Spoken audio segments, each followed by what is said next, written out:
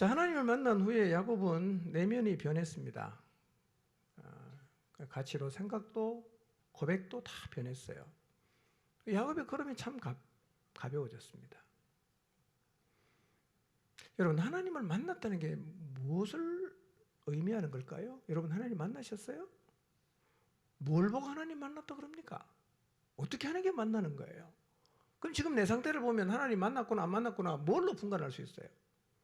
하나님이 뭐 여러분의 기도할 때 와서 가슴을 쾅쾅 치면서 야 문 열어 문 열어 이러십니까? 아니면 귀에 대고 뭐 말을 하십니까? 어떻게 우리가 하나님 만났는지 알 수 있어요? 여러분, 하나님 만났다는 건 이런 거예요. 함께 하시고 지켜주시고 인도하신다. 넌 이 사실 때문에 내가 힘을 얻는 거예요. 하나님이 나와 함께 하시고 나를 지켜주시고 나를 인도하신다는 사실이 내게 큰 힘이 됐다. 이게 만났다는 말입니다. 그러면 하나님 만난 것 때문에 우리 삶이 변해요. 그리고 당당하고 적극적인 사람이 될 수가 있습니다. 야곱이 하나님 만났어요. 정말 변했어요. 그래서 베델을 출발해서 낯선 동방 사람의 땅에 도착했습니다. 그리고 한 우물가에 갔는데요. 참 야곱은 소극적인 사람이었습니다. 근데 그 우물가에 가서 야곱을 보면 쭈뼛쭈뼛하거나 아무 말도 못한 게 아니라 그냥 옆에 가서 우두커니 서 있다가 저 사람 누구야? 그러다가 거기 있던 목자들이 야곱에게 당신 누구요? 이렇게 물은 게 아니었어요. 자기가 가서 목자들에게 내 형제 어디서 왔느냐? 라고 물을 정도로 매우 적극적이 됐어요. 왜 그럴까요? 그냥 자기와 함께 하시는 하나님 지켜주시고 인도하시겠다는 그 하나님 약속이 자기 마음속에 살아있으니까요. 자신감이 있어요. 적극적이 된 거죠. 여러분, 우리와 함께 하시고 내 삶을 인도하시고 나를 지켜주시는 하나님 때문에 어디를 가든지 간에 움츠리지 말고 적극적이고 자신감을 가지며 살아가시기를 바랍니다. 근데 놀라운 일은요, 우물가에 딱 갔는데 그 우물가에 있던 3명의 목자로 추정이 되는데요. 양이 3떼니까 3명의 목자가 어디서 온 사람이냐면 하란에서 온 사람이었어요. 야곱이 어디를 찾아가고 있어요? 하란 찾아가고 있잖아요. 혹시나 해서 묻습니다. 혹시 나홀의 손자 라반을 아십니까? 안 되는 거예요. 더 놀라운 일은 뭡니까? 그 라반의 딸이 지금 이리 오고 있다는 거예요. 이게 우연일까요? 하나님 인도입니다. 하나님의 섭리예요. 물론 야곱이 아무런 어려움 없이 그냥 구름 타고 온 건 아니에요. 그렇지만 중요한 것은 하나님의 약속이 지금 지켜지고 있다는 거예요. 약속한 대로 그렇게 하고 계세요. 여러분, 야곱을 볼 때마다 우리의 인생도 하나님이 이렇게 인도하신다는 사실을 잊지 마시기를 바랍니다. 우리도 구름 타고 가지는 않습니다. 어려움이 있어요. 힘들기도 할 거예요. 그러나 하나님은 우리를 그분이 약속하신 자리로 반드시 이끌어간다는 사실을 믿으시고 인생 걸음 무겁게 사지 마시고 가벼운 걸음으로 그리고 적극적인 자세로 살아가시기를 바랍니다.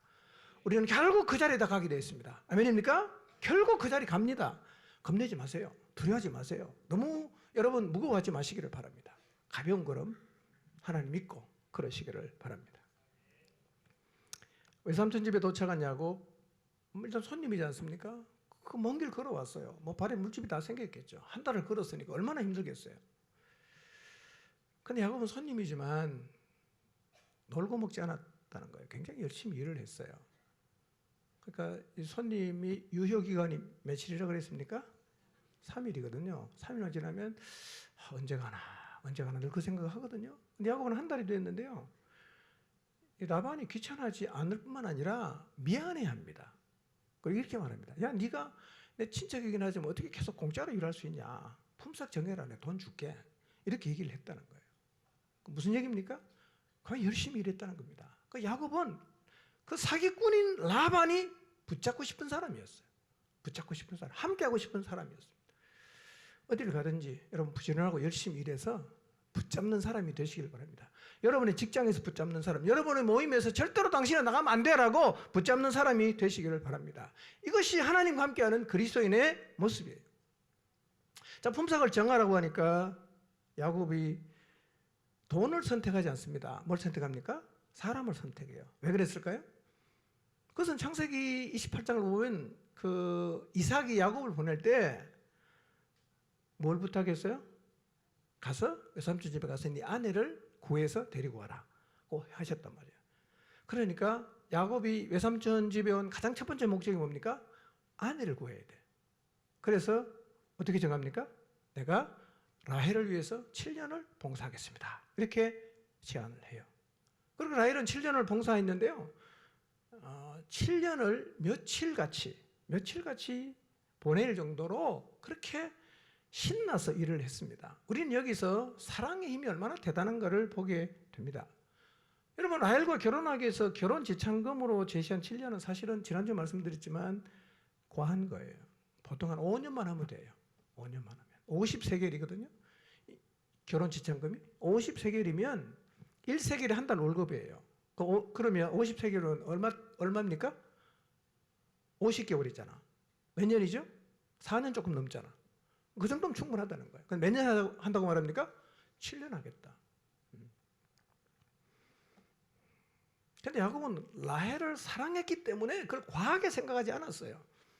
사랑하는 사람 얻을 수 있다면 괜찮다. 이 정도 할 수 있다. 이렇게 생각을 했다는 겁니다. 여러분 다 해보셔서 알잖아. 사랑하면 계산합니까? 안 합니까? 계산합니다. 연애하시는 분은요, 계산하면 벌써 끝났어요. 사랑하면 계산이 없어요. 피곤한 것도 모르고 그냥 뭐 하도 마이너스 나도 막 씁니다. 일단은 쓰자 이거예요. 물론 절전해야겠지만요. 그러니까 사랑하면 뭘 해도 기쁜 거거든요. 우리가 주님도 마찬가지예요. 주님 사랑하면 계산 안 하는 거예요. 근데 여러분 신앙생활하면서 자꾸 계산하게 된다면 여러분 주님 사랑 안 해서 그렇습니다. 사랑을 잃어서 그렇습니다. 원래 주님을 따라가는 길은 계산하는 길이 아닙니다. 사랑으로 가는 거예요. 아깝지 않습니다. 희생하고 헌신해도 괜찮아요. 다른 사람 옆에서 너 미쳤다 그래도 나는 아무 상관이 없단 말이에요. 이유가 뭡니까? 사랑하니까요. 여러분 주님 사랑하게 되시기를 바랍니다. 신앙의 핵심이 뭡니까? 하나님 사랑, 이웃 사랑이에요. 사랑이 핵심이란 말이에요. 사랑하면 모든 게 쉽고 사랑하면 모든 게 즐겁습니다. 여러분 하나님을 따를 때 사랑해서 따르게 되시기를 바랍니다. 자, 그렇게 7년이 7일처럼 지나갔습니다. 자, 21절 보겠습니다. 시작.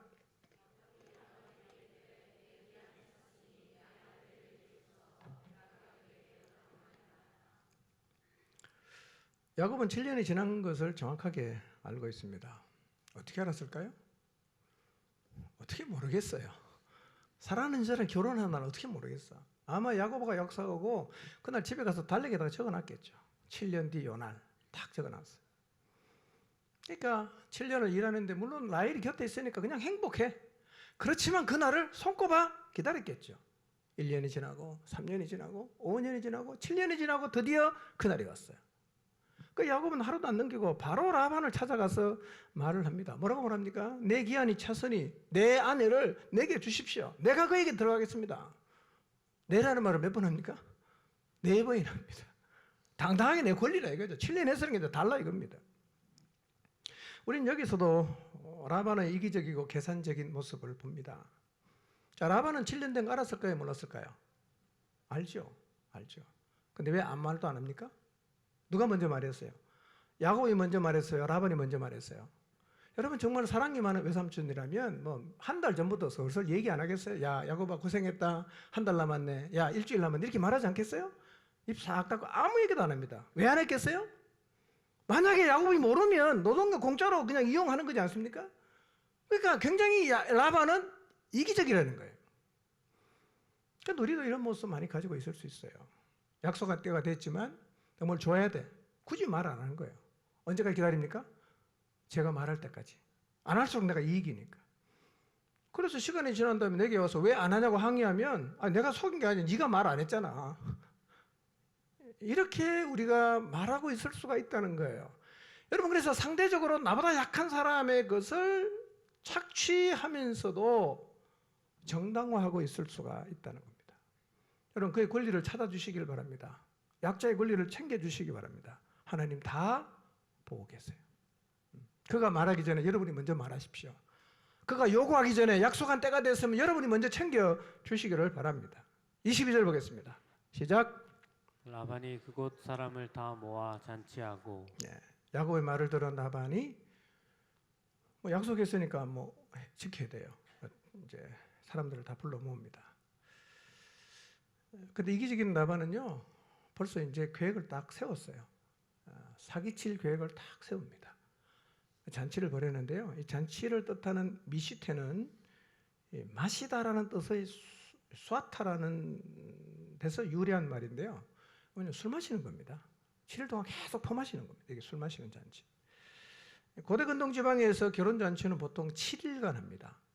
근데 이때 라반이 자기 측근되는 사람을 다 불렀어요. 자기랑 이렇게 작당할 수 있는 사람 다 불렀습니다. 그리고 먹고 마십니다. 신나게 먹고 마십니다. 라반은 하나도 부담이 없어요. 왜냐하면 이 7일간의 결혼식에 들어가는 모든 비용은 누가 되느냐? 신랑이 다 됩니다. 야곱이 다 돼요. 그러니까 뭐 누구를 불러도 아무 상관없죠. 자기는 선심 쓰고 불러다가 시컨 그냥 먹고 마시고 다 하는 겁니다. 근데 왜 이 라반이 측근을 많이 불러왔을까? 이건 이미 자기 마음속에 이제 결혼식에 누구를 넣겠다는 생각이 있습니까? 라헬이 아니라 레아를 넣겠다는 생각을 하고 있잖아요, 벌써. 그러니까 나중에 야곱이 딴소리 못하게 이 증인으로 삼기 위해서 다 불러모은 겁니다. 랑기라는 학자는 라반이 여기서 막 그냥 떠들썩하게 흥청거리는 잔치를 베푼 이유가 뭐냐면 굉장히 이렇게 그냥 붕 떠있는 분위기를 통해서 신부를 싹 바꿔치기 하려는 그런 의도에서 이렇게 했을 것이라고 생각합니다. 자, 근데 야곱은 이 사실을 알고 있습니까? 전혀 모릅니다. 꿈에도 생각 못하고 있어요. 설마 외삼촌이 그런 일을 꾸미겠나? 사실은요, 상상해 볼 수 없는 일이잖아요. 어떻게 라헬을 위해서 7년 일했는데 그 바꿔치기 하겠다? 누가 이런 생각을 하겠어요? 야곱도 전혀 그런 생각을 안 하죠. 그러니까 첫날밤을 기다리는 마음으로 즐겁게 지금 잔치를 하고 있어요. 그 어떤 일이 벌어졌냐? 23절 봅니다. 읽습니다. 시작. 밤이 되었을 때 라반은 큰딸 레아를 데려다가 신방으로 들여보냈는데 야곱은 그것도 모르고 레아와 동침하였다. 라반은 여종 실바를 자기 딸 레아에게 몸종으로 주었다. 예. 드디어 밤이 됐어요. 근데 라반은 약속관원들에게 누구를 보냅니까? 레아를 보냈어요. 야곱은 그것도 모르고 레아랑 잤어요. 모르고 잤어요. 어떻게 이렇게 미련해요? 잤는데 왜 모르지? 그게 누군지 몰랐어요. 몇 가지 우리가 좀 생각해 볼 게 있어요. 자, 왜 라반은 라헬을 약속해놓고 레아를 보냈을까요? 이유가 있습니까? 약속한 대로 보내면 되잖아. 왜 라헬 약속해놓고 레아를 보냈을까요? 왜 그랬을 것 같습니까? 첫 번째 이유는 이겁니다. 라반은 일을 야곱이 너무 잘하니까 야곱을 붙잡고 싶은 거예요. 안 보내고 싶어요. 근데 만약에 야곱이 라헬이랑 결혼하면 어떡합니까? 바로 고향으로 갈 거잖아. 이 야곱을 붙잡는 방법은 바꿔치기 해야. 그래서 최소 7년을 더 붙잡을 수 있다는 계산을 야곱이 한 거예요. 치밀하게 계산했어요. 그래서 라헬이 아니라 레아를 보냈어요. 두 번째는 명분은 이거죠. 라헬이 먼저 결혼하면 라헬보다 여러 면에서 부족한 레아가 결혼을 못할 가능성이 많아. 이걸 이제 아버지 입장에서 두려운 거죠. 우려하는 거죠. 그래서 레아를 보낸 거죠. 나중에 야곱이 항해하니까 라반이 뭐라고 말합니까? 언니보다 아우를 먼저 주는 게 우리 지방에서는 하지 않는 일이다. 이렇게 변명하거든요. 근데 사실은 풍습이 맞을 수 있습니다. 그 어느 면에서 이 라반의 말이 맞는 말이긴 한데 다 맞는 말은 아니에요. 만약에 그게 그 지방의 풍속이면 약속했을 때 뒤집어야지. 그렇죠? 야, 라헬부터 가는 거 안 돼. 레아부터 가야 돼. 이렇게 말을 해야 되잖아요. 가만히 있다가 7년 지난 다음에 얘기하는 거예요. 얘는 전적으로 누구 입장입니까? 라반의 입장입니다. 자기만 생각하는 거예요. 우리도 이런 모습이 있어요. 자기 입장만 생각하는 거예요. 아무리 얘기해도 안 돼. 자기 입장만 계속 얘기하는 거예요. 대화가 안 되는 거죠. 제일 대화가 안 되는 사람이 누군지 아세요? 어떤 얘기를 해도 자기 입장만 계속 반복해서 내세우는 사람은요, 대화가 안 됩니다. 대화가 안 돼요. 라반이 그런 사람입니다. 자, 그런데 이 라반의 사기극에는 풀리지 않은 의문이 있어요. 자, 한번 생각해 보겠습니다. 첫 번째 의문이 뭐냐면 레아가 어떻게 야곱에게 들어갈 수 있었을까요? 레아는 지금 야곱이 누구 때문에 7년을 봉사했는지 알아요, 몰라요? 알아요. 그 가족들은요? 다 알아요. 첫날 밤에 누가 가야 됩니까? 당연히 라헬이 가야 돼요. 근데 어떻게 레아가 들어갈 수 있었을까요? 몰래 들어갔습니까? 아니면 달리기에서 먼저 뛰어가서 들어갔습니까? 그런 거 아니잖아요. 분명히 레아가 라헬을 제압하고 가지는 않았을 거예요. 만약에 그렇게 하면 다음 주에 보겠지만 라헬은 굉장히 질투심이 많은 여자입니다. 가만두겠어요? 집안 뒤 없겠죠. 예. 그래서 여러 정황을 살펴봤을 때 레아가 들어간 이유는 라반의 작품이에요. 라반의 작품. 라반은 뭐 마음속에서 이미 이제 언제부터 생각했는지는 모르지만 좀 바꿔치기 해야겠다. 레아를 먼저 보내겠다는 생각을 하고 있고 어떻게 보내지? 아마 생각을 많이 했겠죠. 그래서 잔치 전날 잔치하기 전에 레아를 불러서 자기 계획을 얘기하면서 설득을 했을 거예요. 아마 이렇게 했을 가능성이 많아요. 성경은 없는 겁니다. 생각을 해보니까 그랬을 것 같아. 레아야, 너 결혼해야지? 그러니까 동생이 너보다 먼저 결혼하는 거 불편하지? 아빠도 그렇게 생각한다. 아빠가 너를 먼저 결혼하게 해줄 테니까 이제부터 아빠가 하는 말을 잘 듣고 그대로 해라. 다른 건 신경 쓰지 말고 그냥 아빠가 하라는 대로만 하면 나머지는 아빠가 다 책임질게. 그렇게 하는 말이 겁니다. 오늘 밤에 너 야곱에게 들어가. 이렇게 말했단 말이에요. 뭘 보는 것 같습니까? 야곱의 어머니 리브가가 자기에게 이렇게 했잖아요. 그리고 야곱은 어머니가 시키는 대로 아버지 이삭에게 가서 축복을 빼앗지 않았습니까? 그대로 지금 레아도 아버지가 시키는 대로 해서 야곱을 속이는 대사기극이 일어나게 된 거예요. 자기 했던 그대로 지금 라반하고 레아가 그렇게 했어요. 두 번째 의문입니다. 자, 그러면 라헬도 야곱을 사랑해서 이 날을 기다렸고 당연히 자기가 들어가야 되는데 왜 라헬은 안 들어갔을까요? 어디가 있습니까? 라헬은 지금 어디가 있어요? 아니 상상해 보십시오. 자기도 7년을 기다렸는데 당연히 자기가 가야 되잖아. 그런데 왜 라헬이 안 들어갔을까요? 라헬이 레아가 들어가는 걸 몰랐을까요? 다 알고 있겠죠. 자기가 안 들어갔어요. 뭐 무슨 난동도 안 부린 것 같아. 어떻게 이게 가능했을까요? 둘 중에 하나입니다. 추측이에요. 하나는 아버지가 라헬을 감금했을 수 있어요. 말을 안 들으니까 얘는 묶어라. 그래갖고 묶어놨을 수 있어요. 두 번째는요. 설득했을 거예요. 설득. 이 둘 중에 하나가 아니라면 라헬이 레아가 들어가는데 가만히 있을 리가 없습니다. 가만히 못 있죠. 자기도 연애하면서 야곱을 사랑해서 7년을 기다렸는데 이 결정적인 날 언니가 들어간다는 게 이게 용납할 수 있는 일입니까? 받아들일 수 있습니까? 못 받아들여요. 근데 왜 라헬은 레아가 들어가는 것을 지켜보고 있냐? 둘 중에 하나. 감금했든지 설득했든지. 자, 설득했다면 어떻게 설득했을까요? 아마 이렇게 했겠죠. 라헬아, 나한테는 참 미안한 일인데 오늘 신방에는 너 언니 레아가 들어가야 될 것 같다. 이유는 내가 설명하지 않아도 너도 잘 알지? 너 언니 구제한다고 생각하고 양보해라. 너도 알다시피 너가 먼저 시집가면 언니는 시집가기 어렵지 않겠냐? 그러면서 조건을 제시하는데 아마 그것은 야곱을 설득할 때 했던 그 말을 했을 거예요. 그게 뭐냐? 7일만 기다려. 7일만. 그러면 7일 후에 너도 야곱하고 결혼하게 해줄게. 이렇게 얘기했다. 했을 거예요. 자, 그러니까 라헬의 입장에서는요. 또 이해가 되잖아.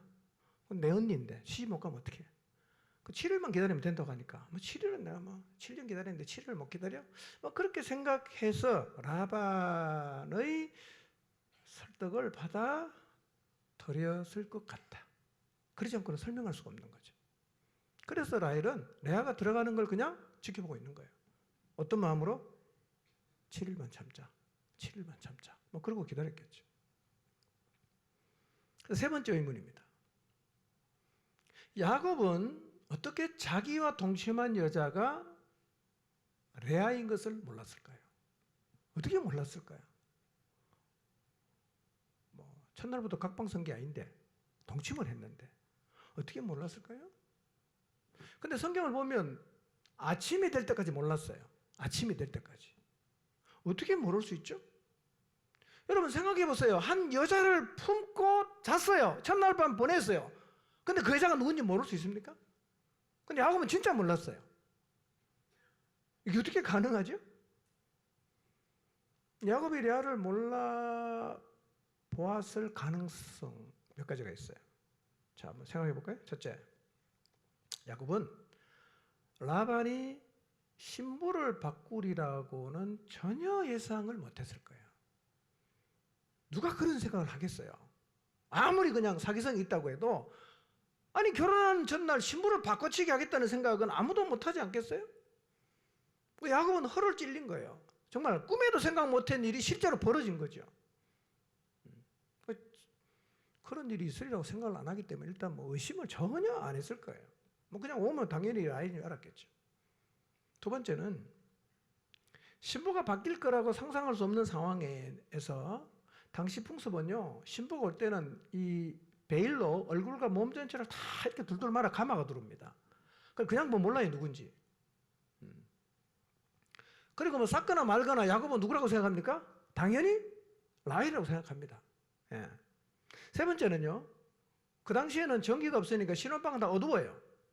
거기에다가 둘둘 말고 들어오니까 이게 라헬인지 레아인지 야곱은 분간이 안 돼요.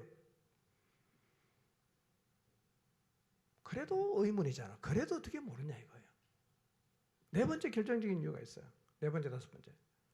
네 번째는 야곱이 술을 많이 먹어서 거의 고주망태가 됐을 가능성이 많다.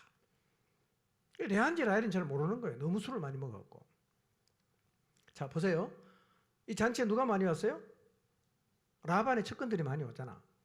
그럼 라반이 레아가 야곱과 결혼했다는 증인으로 삼으려고 했다면 자기가 가지고 있는 생각을 이 사람들에게 말했을까요? 안 말했을까요? 말했겠죠. 그럼 야곱이 뭐라고 했겠어요? 너 오늘 잔치 때 야곱에게 술을 진탕 먹여라 라고 이미 다 협의가 됐을 거예요. 그러니까 그날따라 뭐 야곱은 처음이긴 하지만 계속 술을 권하는 거예요. 축하한다고 한 잔 건네주고 잘 살아라고 한 잔 건네주고 아들 낳으라고 한 잔 건네주고 계속 주니까 야곱은 기분이 좋으니까 계속 받아 마셨어요. 그러다가 완전히 그냥 정신을 잃을 정도로 취했어요. 거의 제정신이 아니었을 수 있죠. 그러니까 이게 뭐 앞에 있는 사람이 라헬인지 레아인지 분간도 못하고 그냥 잤어요. 다섯 번째, 아마 라반이 레아를 라헬처럼 위장을 시켰을 거예요. 그냥 보내진 않겠죠. 목소리를 연습해서 라헬 목소리를 내게 했든지 아니면 목소리가 너무 다르니까 오늘 밤에는 어떤 말도 하지 마라. 뭐 사랑한다, 좋아한다, 그 일체는 대답하지 마라. 그랬을 수도 있어요. 그 다음에 옷도 레아 옷을 입힙니다. 화장도 옷도 라헬 옷을 입히고요. 화장도 라헬처럼 모든 면에서 위장을 시켰어요. 옛날 생각나죠? 7년 전에 야곱이 그랬거든. 그래서 야곱은 아무런 의심이 없이 첫날 밤을 보냈어요. 사건이 일어납니다. 25절 26절 한번 볼까요? 시작. 야곱이 아침에 보니 레아라 라반에게 이르되 외삼촌이 어찌하여 내게 이같이 행하였나이까 내가 라헬을 위하여 외삼촌을 섬기지 아니하였나이까 외삼촌이 나를 속이심은 어찌 됨이니이까 라반이 이르되 언니보다 아우를 먼저 주는 것은 우리 지방에서 하지 아니하는 바이라 그랬어요. 다음 날 아침이 돼서 야곱은 지난밤에 자기랑 동침한 여자가 레아라는 사실을 확인했어요. 다음 날 아침에 알았습니다. 기분이 어떻겠어요? 너무 화가 났겠죠. 대노합니다. 어떡하냐? 바로 외삼촌에게 찾아가요. 따지러 갑니다. 이렇게 말합니다. 외삼촌이 어찌하여 내게 이같이 행하셨습니까? 내가 라헬을 위하여 7년을 외삼촌 섬기지 않았습니까? 근데 왜 나를 속이십니까? 이렇게 외삼촌에게 따졌어요. 이 말은 이거예요. 외삼촌이 어떻게 나의 순수한 사랑을 모욕할 수 있습니까? 내가 7년 동안 외삼촌을 향해서 변함없이 헌신했는데 그 대가가 이겁니까? 라고 그냥 거세게 항의를 했어요. 놀라운 게 라반의 태도입니다. 라반이 뭐라고 합니까? 아무 일 없었다는 듯이 이렇게 말합니다. 언니보다 아우를 먼저 주는 거 우리 지방에서 하지 않는 일이야. 어쩔 수 없어. 그게 끝입니다. 그게 끝이에요. 자, 근데 여러분, 레아가 야곱의 아내가 되는 건요, 하나님의 특별한 간섭이에요. 여러분, 성경을 보면요, 마태복음 1장에도 보면 레아를 통해서 메시아 족보가 이어져 가요. 레아의 넷째 딸 유다를 통해서 쭉 내려가서 다윗이 나오고 쭉 내려가서 예수님이 나와요. 그 29장 다음 주에 볼 텐데 35절에 보면 레아를 통해 낳은 네 번째 아들이 누굽니까? 유다예요. 유다. 여러분 마치 이삭의 언약을 이어받은 계승자가 누구였어요? 에서가 아니라 야곱이었죠. 그러면 야곱에게 결국 아내가 4명이 되지 않습니까? 근데 이 4명의 아내 중에 누구를 통해서 메시아가 옵니까? 레아의 아들을 통해서 온다는 거예요. 레아의 아들을 통해서. 구속사는 사람의 뜻이 아니라 하나님의 작정에 의해서 이루어진다는 것을 볼 수가 있습니다. 근데요, 여러분 하나님이 태중에서부터 누구를 선택했죠? 야곱, 에서 중에 야곱을 선택했는데 우리가 보니까 에서가 언약의 계승자가 되겠어요, 안 되겠어요? 영적인 데 관심이 없잖아요. 그래서 하나님 누구를 선택한 거예요? 야곱을 선택했죠. 그처럼 4명의 아내가 있지만 하나님 보실 때 누가 제일 적합하다? 레아가 제일 적합하다. 적합한 이유는 다음 주에 우리가 살펴보겠습니다. 그렇게 된 거예요. 지금 야곱이 겪고 있는 일은 7년 전에 브엘세바 아버지 집에서 자기가 했던 일을 고스란히 지금 당하고 있는 거죠. 하나님은 야곱이 이전에 다른 사람에게 했던 일을 고스란히 당하게 하세요. 형의 축복금 빼앗을 때 똑같이 하지 않습니까? 목소리 변장하고 토시 털 끼우고 애서 옷 입고 염소 때 가서 새끼 2마리 잡아서 뭐 그냥 아버지한테 요리해 드리고 그렇게 축복권을 같이 했는데요. 레아가 지금 똑같이 그렇게 변장하고 자기에게 나왔단 말이에요. 이전에는 자기가 아버지를 속였는데 이번에는 자기가 속았어요. 어제는 속이는 자였는데 오늘은 속는 자가 됐어요. 야곱은 속는 자리에 선 후에 치를 떨고 있습니다. 어떻게 이럴 수 있냐고, 어떻게 사람이 이렇게 농락할 수 있냐고 막 따졌어요. 근데 우리가 이런 질문을 한번 해볼 수 있어요. 여러분, 자, 야곱이 아버지 속이고 하룻밤 자다가 한 곳에서 누굴 만났죠? 하나님 만났죠. 하나님 만나줬어요. 야곱을 새롭게 하셨어요. 복도 주셨어요. 약속도 주셨어요. 그럼 됐지 않나요? 왜 하나님은 야곱이 한 대로 당하게 하실까요? 만나줬으면 그냥 넘어가야 되지 않아요? 여러분, 이것이 하나님이 사람을 빚으시는 방법이에요. 무슨 얘기인가 하면 인간은 이 자리에 서야 빚어집니다. 안 서면 안 빚어집니다. 여러분, 야곱은요, 자기가 사기를 당하기 전에는 사기를 당한 자의 심정을 몰랐어요. 얼마나 억울하고 분한지를 몰랐어요. 근데 사기를 당해보니까 와, 이게 진짜 미치겠다, 진짜 억울하다, 이걸 본인이 이제 이해하게 된 거죠. 여러분, 사기를 당한 사람은 너무 억울해하고 분해하고 원통해야 하지만 사기를 친 사람의 태도는 되게 이렇습니다.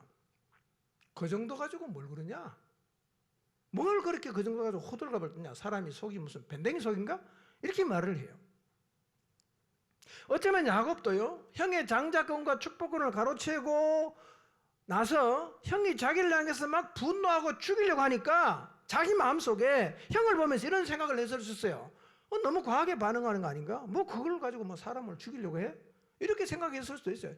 지금까지도 그렇게 생각을 하고 있을 수 있습니다. 근데 야곱의 생각이 바뀝니다. 언제 바뀝니까? 당해보니까 바뀌는 거예요. 당해보니까. 여러분, 속은 사람은 다 기억합니다. 속은 사람은요, 자기를 속인 사람이 했던 말, 그때 억양, 그때 표정, 그때 눈동자 다 기억합니다.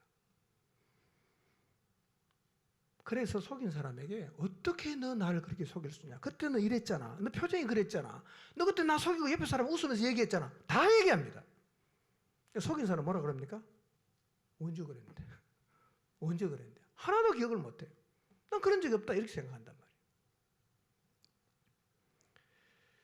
여러분 그래서 다른 사람을 속이고 사기쳐서 억울하게 하는 사람은요. 그게 얼마나 상대에게 아픔과 고통과 피해를 주는지를 몰라요. 어떻게 할까? 반복하는 거예요. 이 사람 억울하게 만들고 저 사람 억울하게 만들고 저 사람 억울하게 가는 데마다 다 사람 억울하게 만들어요.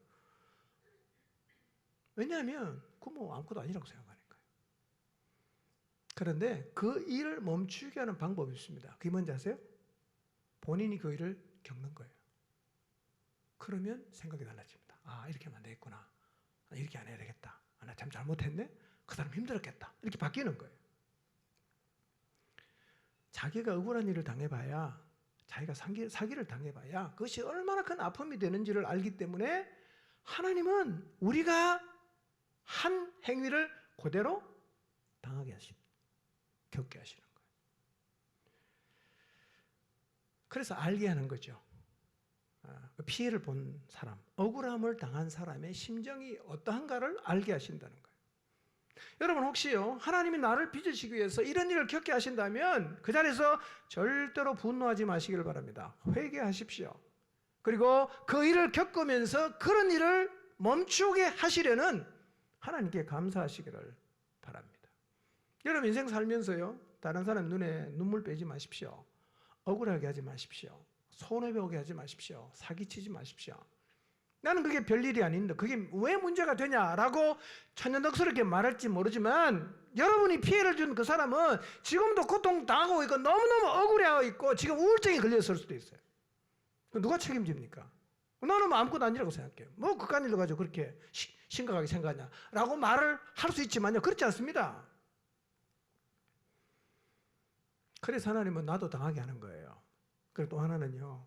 하나님이 그런 사람을 징벌합니다. 다 보고 계시거든요. 계속 약자를 괴롭히고 사기치고 억울하게 만들고 그러면요. 하나님 다 보고 있다가요. 하나님 징벌합니다. 데살로니가전서 4장 6절 한번 볼까요? 시작. 또 이런 일에 탈선을 하거나 자기 교훈을 해하거나 하지 말아야 합니다. 우리가 여러분에게 전에도 말하고 경고한 대로 주님께서는 이런 모든 일을 징벌하시는 분이시기 때문입니다. 형제를 해하면 어떻게 한다고요? 주께서 개혁 성경에는 신원하신다 그래서 신원하신다. 그게 이 말 징벌한다는 말입니다. 하나님이 징벌해요. 사람이 어떻게 못하면 하나님이 징벌한다. 왜요? 멈추라고, 그만하라고, 그만 괴롭히라고, 그만 억울하게 하라고, 그만 사기치라고 하나님 멈추는 거예요. 하나님이 멈추게 합니다. 여러분 하나님을 두려워하시기를 바랍니다. 자 27절 28절 봅니다. 시작.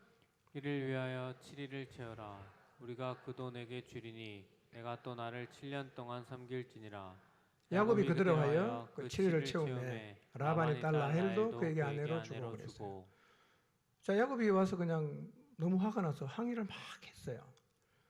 근데 여러분 라반은요 미안하다는 말을 안 합니다. 미안하다는 말을 안 해요. 뭐라고 말합니까? 어쩔 수 없었다. 우리 풍습이 그렇다. 자기 입장만 계속 내세웁니다. 여러분 이거 바른 태도가 아닙니다. 미안하다고 말할 줄 알아야 됩니다. 윗사람이든 아랫사람이든 내가 잘못했으면 인정하고 미안하다고 말할 줄 알아야 됩니다. 부모도 자식에게 미안하다고 말할 상황이면 미안하다고 말을 해야 됩니다. 라반은 그 말을 안 해요. 매우 뻔뻔합니다. 이런 식이에요. 야 이미 그렇게 된 거 어떻게 하라고? 뭐 지금 우리가 여기서 뭐 얘기한 대로 달라진 게 뭐 있냐? 이미 다 벌어진 일 아니냐? 어쩔 수 없다. 이런 태도를 계속 보이는 거예요. 이게 사실은 더 힘들게 하는 거죠. 자기가 잘못한 거에다가 자기 잘못을 인정 안 하고 어쩔 수 없다라고 자꾸 자기 변명을 하면 이게 사람을 더 힘들게 하죠. 그리고 이렇게 말해요. 초래기간 7일을 채워라. 라헬도 주겠다. 7일을 기다리면 준다. 아마 이것은 라헬을 설득할 때 했던 말일 수가 있습니다. 자, 이렇게 해서 결국은 모든 게 누구 계획대로 됐어요? 라반의 계획대로 됐어요. 지밀이었던 레아 결혼했어요. 또 또 뭐 야곱은 라헬을 좋아했으니까 라헬도 결혼했어요. 그리고 일 잘하는 야곱을 자기 집에서 몇 년도 붙잡니까? 7년도 붙잡아요.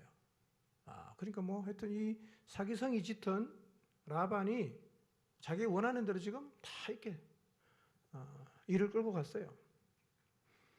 그런데 하나님은 이렇게 사기쳐서 모았던 모든 라반의 재산을 야곱에게 다 줘버립니다. 자, 한번 볼까요? 창세기 31장 1절입니다. 시작.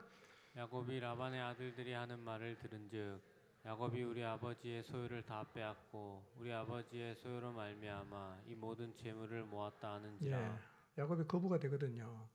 근데 어떻게 거부가 되냐? 야곱이 품삯을 정했는데 10번이나 바꿨거든요. 10번이라는 게 10번일 수도 있고 뭐 수시로 바꿨다 그런 의미일 수도 있어요. 근데 10번이나 바꿨지만 바꿀 때마다 실한 양은 누구 양?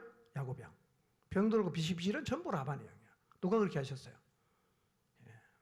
여러분 아무리 수소도요 하나님 뜻대로 가는 거예요. 여러분 수순다고 돈 모아지는 거 아닙니다. 수순다고 부자 되는 거 아니에요. 하나님이 다 하시는 거예요. 이걸 잊지 마시기를 바랍니다. 라반은 자기 원하는 대로 다 된 것 같아. 근데 결국 보니까 야곱에게 다가 있어요. 하나님 살아계시니까요. 우리 모두 인생도 그렇게 된다는 사실을 믿으시기를 바랍니다. 자, 근데 야곱의 태도가 변했어요. 첫날 밤 보내고 자기 옆에 누워있는 여자가 레아라는 사실 앞에 너무 화가 나고 분노해서 막 강력하게 항의했어요. 따졌어요. 근데 뭐 그런 나쁜 짓 해놓고 외삼촌이 미안하다 말 한마디 안 하잖아요. 근데 야곱의 태도가 어떻게 바뀌었냐? 더 이상 안 따집니다. 받아들여요. 받아들여요. 야곱이 라반의 사기성 있는 제안을 받아들인 이유는 아마 두 가지였을 거예요. 첫째는 뭐냐? 야곱으로서는 대체 방안이 없어요. 뭐 이 라반하고 붙어갖고 어떻게 할 수 있는 방법이 없어요. 화가 나요. 그리고 삼촌의 속셈이 다 보여요. 왜? 뭐 때문에 저렇게 하는지 야곱의 눈에 훤히 보입니다. 근데 문제는 그렇다고 레아 데리고 갈 수는 없잖아. 고향으로. 그렇죠? 사랑하는 라헬을 위해 7년 일했는데 지금 뭐 아내는 레아로 삼촌이 보내서 이제 레아가 아내가 되어 있는데 그러면 라헬을 포기하고 레아 데리고 갈 수 있나요? 없잖아요. 라헬을 사랑하니까 또 어차피 해야 돼. 어쩔 수 없기 때문에 외삼촌의 제안을 받아들였을 수 있습니다. 그리고 또 하나는요. 외삼촌의 사주를 받은 레아에게 속으면서 엄마의 사주를 받았던 자기가 생각이 나는 거예요. 나도 그랬구나. 나도 그랬네. 그때 아버지와 형의 심정이 지금 내 심정하고 같겠구나. 내가 그때 좀 잘못했구나. 형한테 미안하다. 아버지한테 죄송하다. 회개하는 거예요. 회개하는 마음으로 라반의 제안을 그냥 받아요. 여러분 만약에요. 야곱이 자기의 잘못을 깨닫고 회개를 안 했더라면 7년을 어떻게 일하겠어요? 문득문득 생각나지 않겠어요? 힘들면 열받지 않겠어요? 이 안 해도 되는 고생 내가 한다고. 내가 언젠가는 외삼촌에 갚겠다. 이런 생각이 나서 진짜 화병 안 나겠습니까? 근데 야곱은 받아들입니다. 회개합니다. 내가 잘못했구나. 이렇게 안 살아야 되겠다. 그리고 7년 또 일하는 거예요. 여러분 법적으로는요. 야곱이 레아를 거절할 수 있어요. 나 이 여자가 안 살겠다. 이 사기다. 그러나 당하면서 자기를 보는 거죠.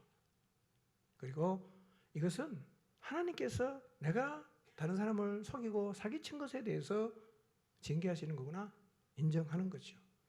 그래서 참 뭐 어처구니 없는 일이지만 뭐 레아를 쫓아낸다거나 뭐 집안을 뒤집어엎는다거나 이런 과격한 행동을 안 합니다. 그리고 7일간의 홀리기간을 채운 다음에 그냥 라헬을 받아들이고 7년으로 열심히 일을 했어요.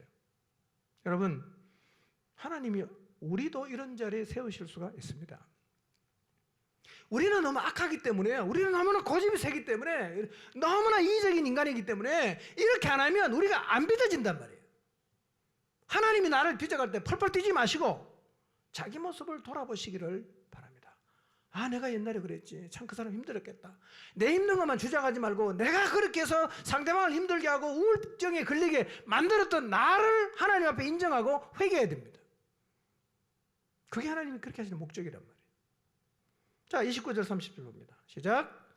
라반이 또 그의 여종 비라를 그의 딸 라헬에게 주어 시녀가 되게 하매 야곱이 또한 라헬에게로 들어갔고 그가 그가 레아보다 라헬을 라헬을 더 더 사랑하여 사랑하여 다시 7년 동안 라반을 섬겼더라. 섬겼더라. 예. 7년간 외삼촌 집에서 또 라헬을 위해서 일을 합니다. 사실은 이 7년은 안 해도 되는 거예요. 뭐 사랑하는 사람에 위해서는 7년 결혼 지참금 줄 수 있지만 사랑 안 하고 관심이 없는 레아를 위해서 7년 동안 지참금 줄 필요는 없지 않습니까? 너무 화나는 일이죠. 너무 열받는 일이죠. 근데 라반은 야곱은 7년을 섬깁니다. 근데 이 7년의 세월 참 허비하는 것만 같은데 이제 다음 장에 가보면 그 와중에서도 하나님의 뜻은 착착 진행이 되는 거예요. 자, 이 사건이 주는 교훈이 있습니다. 자, 갈라디아 6장 7절 8절 봅니다. 시작. 스스로 속이지 말라. 하나님은 업신여김을 받지 아니하시나니 사람이 무엇으로 심든지 그대로 거두리라. 자기의 육체를 위하여 심는 자는 육체로부터 썩어질 것을 거두고 성령을 위하여 심는 자는 성령으로부터 영생을 거두리라. 예, 기억합시다. 무엇으로 심든지 그대로 거둡니다. 다른 사람에게 피눈물 흘리게 하면 나도 피눈물 흘립니다. 다른 사람을 속이면 나도 속을 수 있습니다. 다른 사람을 억울하게 하면 나도 억울할 수가 있습니다. 심는 대로 거둔다. 이걸 잊지 마시기를 바랍니다. 우리는 야곱 이야기를 통해서 특히 오늘 본문의 말씀을 통해서 야곱이 자기가 심은 것을 그대로 거두고 있는 것을 봅니다. 무엇을 심고 살아야 될 것인가를 생각해 보시기를 바랍니다. 여러분, 하나님은 우리의 죄는 용서하십니다. 그러나 대가는 치르게 하세요. 근데 우리가 하나님이 우리에게 대가를 치르게 하실 때 기억해야 될 게 있어요. 여러분, 하나님께서 대가를 치르게 하시는 것은 벌 주는 게 아닙니다. 여러분, 오해하지 마십시오. 벌 주는 게 아닙니다. 뭐 하는 거냐? 나를 만드시는 거예요. 벌 주는 게 아니라 나를 만드시는 거예요. 여러분, 야곱 보십시오. 계속 보세요. 망했습니까? 안 망했어요. 야곱은 점점 만들어졌어요. 그러니까 심는 대로 거두고 내가 다른 사람을 속이면 나를 속게 하고 뭐 그렇게 하신다고 해서 이제 끝났다. 아니, 나 망하겠다. 그런 생각하지 마십시오. 하나님은 그 과정을 통해서 나를 만드시고 결국은 나를 통해서 이루어 가실 그분의 뜻을 다 이룬다는 사실을 믿으시기를 바랍니다. 이런 질문을 할 수 있죠. 내가 이제 하나님 잘 믿는데 좀 봐주시면 안 되나? 그렇게 생각할 수 있지 않겠어요? 내가 하나님 잘 믿는데 이제 내가 정신 차렸는데 좀 봐주시면 안 되나? 그래도 꼭 옛날에 했던 내 잘못 하나님이 나한테 왜 다 갚아 주셔야만 하는가? 라고 질문할 수 있습니다. 믿는데 왜 안 봐주시는가? 아니에요. 믿기 때문에 안 봐주는 거예요. 남의 자식이야 뭔 하든 뭐 상관없잖아요. 가만 내버려 두죠. 내 자식이 나쁜 짓 하면 어떡합니까? 그럼 간섭합니다. 빚어가야 돼요. 그러니까 하나님이 나를 빚는다는 말은 내가 자식이기 때문에 빚는 거예요. 믿기 때문에 빚는 것입니다. 왜냐하면 우리가 하나님에게 쓰임받으려고 하면요, 우리의 성품과 인격이 빚어져야 돼요. 너무 모나고 너무 고집 세고 이기적이고 자기 마음대로 하니까요, 좀 설 수가 없는 거예요. 만들어야 돼요. 빚어야 돼요. 영광로에 안 들어가면 안 빚어지지 않습니까? 그러니까 하나님이 나를 심은 것 거두게 하실 때, 대가를 치르게 할 때 억울하다고 말하지 마십시오. 감사하십시오. 벌이 아니에요. 뭐라고요? 만들어가는 거예요. 빚어가는 거예요. 감사함으로 받으십시오. 그러면 고통과 당함조차도 축복이 됩니다. 우리가 대가를 치르는 일을 겪는다고 해도요, 우리를 향한 하나님의 인도와 지키심과 그리고 허락하신 일을 다 이룰 때까지 떠나지 않겠다는 하나님의 약속은 절대로 무효가 되지 않습니다. 여전히 살아있는 거예요. 사랑하십니다. 붙잡고 있어요. 쓰고 싶어요. 어떻게? 고쳐야 되잖아. 우리는 그렇게 안 하면 안 고쳐지기 때문에 그렇게 하나님이 우리를 빚어가신다는 사실을 기억하시고 두려워하지 마십시오. 하나님 만질 때 만지심을 당하십시오. 하나님이 고치라고 할 때 인정하십시오. 왜 하나님 나한테 이렇게 힘들게 하냐고 대들고 따지지 마시고, 야곱이요 막 하다가 어떡합니까? 자기를 보잖아. 어떡합니까? 아무 얘기 안 합니다. 다 받아들여요. 7년도 합니다. 여러분, 인간적으로 생각하면 7년은 얼마나 힘들었겠어요? 일할 때마다 생각하면 열받지 않겠어요? 내가 왜 이 고생하냐? 벌써 내가 고향 가 있어야 되는데 여기서 7년 동안 잡혀서 내가 이런 짓 하고 있다. 너무 화가 나겠죠. 근데 야곱은 빚어졌어요. 참을 수 있어요. 받아들일 수 있어요. 7년 잘 버텼습니다. 우리도 그렇게 살아가야 합니다. 여러분 이제부터는 성령을 위해 심으시기를 바랍니다. 육체에 심지 마시고 성령을 따라 심으십시오. 성령을 위해 심는다는 말은 성령의 인도에 순종한다는 말입니다. 그분이 인도하시고 그분이 말씀하시고 그분이 나를 이끌어 가시면 따라간다는 것. 그게 성령을 위해 심는 것이죠. 자, 9절을 보겠습니다. 읽습니다. 시작. 우리가 선을 행하되 낙심하지 말지니 포기하지 아니하면 때가 이름에 거두리라. 우리가 선을 행할 때 낙심하지 마라. 무슨 얘기입니까? 우리가 선을 행해요. 근데 세상은 계속 악을 행하죠. 어떤 사람을 향해서 나 계속 선을 행합니다. 근데 그 사람 계속 나한테 악을 행해요. 힘들죠. 어떤 마음이 듭니까? 고만할까? 쟤 관라밖에 내버릴까? 내가 얼마나 참는데 쟤 진짜 나를 몰라주네? 화가 나죠. 낙심할 수 있어요. 성경은 뭐라고 말합니까? 네가 상대가 이해를 못하고 네가 선을 행하지만 저쪽에서 계속 악을 행하더라도 뭐 하지 마라? 낙심하지 마라. 왜? 때가 되면 거둔다는 거예요.